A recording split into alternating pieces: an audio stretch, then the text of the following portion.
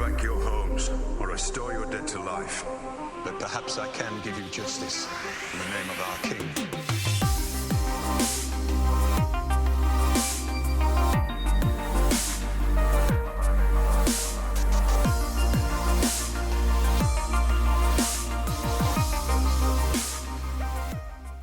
Many fans of Game of Thrones have begun reading the book series that the show is based on.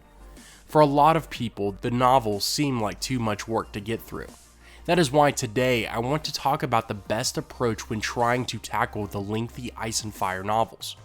If you don't care for reading the book series, then you may not care for this kind of video, and if that's the case, go ahead and check out my Game of Thrones playlist. Anyway, here is how the books are broken up. So far, there are 5 released novels that make up A Song of Ice and Fire.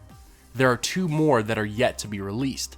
The 6th book, named The Winds of Winter, is expected to come out in 2017, according to author George R.R. Martin.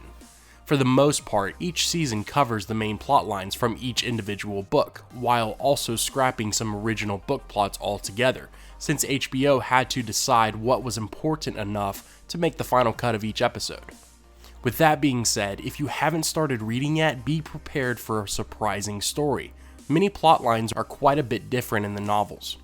Anyway, the first book in the franchise is called A Game of Thrones. This book picks up right where season 1 starts off, meaning it is standard to start there when reading the series. Another thing is that this is the shortest book out of the 5, with roughly 700 pages. That's still quite a bit of work for the average reader, so if reading isn't necessarily your thing, you can always listen to it as an audiobook. It's a great option for someone who listens to music or talk radio while they work. Even though A Game of Thrones is the main starting point for most, I would encourage you to check out some of the companion books that Martin and his fellow authors and illustrators have created. One such book is called The World of Ice and Fire. I've mentioned it before on this channel, and I can't stress enough how great the read is. The book is written from the view of a maester and how he sees the world. It goes over the different historical events from the Dawn Age to where we are now. The book was written for the ruler of the 7 kingdoms, giving the king an insight as to how the known world has evolved. If you're the kind of person who likes to dip your feet in the water before you fully commit, I'd recommend The World of Ice and Fire. Plus, it's all illustrated, which is a big bonus for fans who take in information better with a visual aid.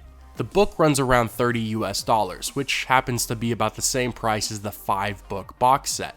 Companion books like The World of Ice and Fire are great to read while also in the middle of the main series, because it adds additional information about legendary battles, Targaryen kings, the Children of the Forest, and much more. There is also a separate book series that takes place in Westeros, about 90 years before the events of A Song of Ice and Fire. It follows the adventures of Sir Duncan the Tall and Aegon Targaryen V, Aegon being the younger brother of Maester Aemon.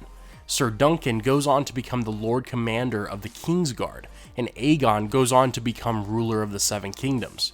The series is still ongoing, with Martin planning to have somewhere between 6 to 12 novellas in total after the series is completed.